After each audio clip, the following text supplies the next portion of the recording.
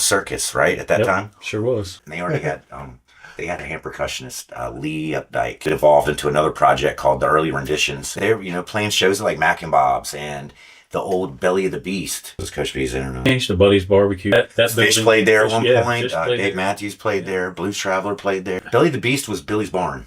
Oh, okay. That used to be two clubs. You had one side was Belly of the Beast, and the other side was called the Wits End. And I saw Tony Trishka there. Reese's was with those boys, like with Adam Clark and those guys there. Reese's and Rebus. Yes. Were the two bands. Yes. Okay. I think Jake Dempsey was in. I think he may have been in both. Confetti's downtown. Or Chili. Y'all did a Chili Peppers. I remember when it was underneath the Patrick Inn Hotel. Greg Roberts Sports Bar, Spanky's, and say. Yeah, and then Awful Arthur's downtown was super kind. Yeah, and see Open Martins, of course. All of us were home there. Henry Lazenby called us.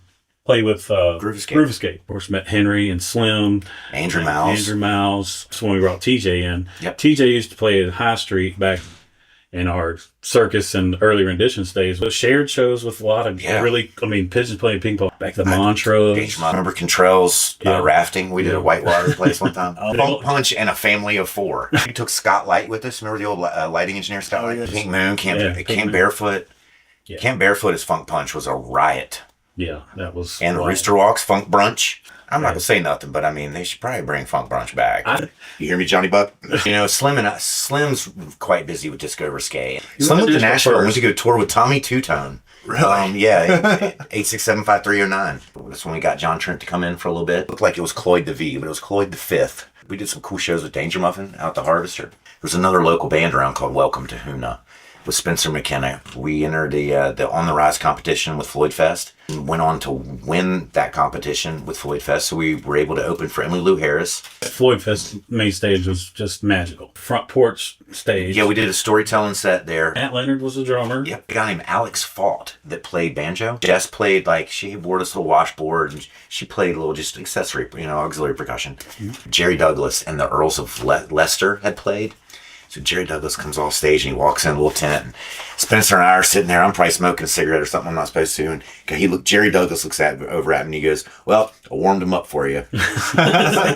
Chris Hodges asked us if we would do it. And we were like, yeah, sure. We looked at the lineup and then you got Chris Robinson down the hill from us. After that, I started venturing out a little more with Spencer and we started doing a little punk rock thing called Ghost Eagle. So Yale consisted of myself and TJ. The other guitar player was Stuart Angle, and then Matt Leonard on drums. Well, we brought in Paul Tressel first. He played keys with us a few times. He kind of moved over into the Dead Reckoning. Adam Hill came in and sat in with us. And we played the last show at 5 Points before the COVID thing hit. Ended up for quite a few people there, like Consider the Source. DJ Logic was in it. Freak Bass was one. We did revolving sets with Mad Iguanas where we would play Fish songs and they would play Widespread Panic songs. Promoter that asked me to be on Morgan's album said, "Hey, you need to meet this guy named Jared Stout. Yeah, come play a show with me out at Sinkham Farm." I knew our current drummer a little bit through high school, Jeremy Price, badass. Jared's songs are strong.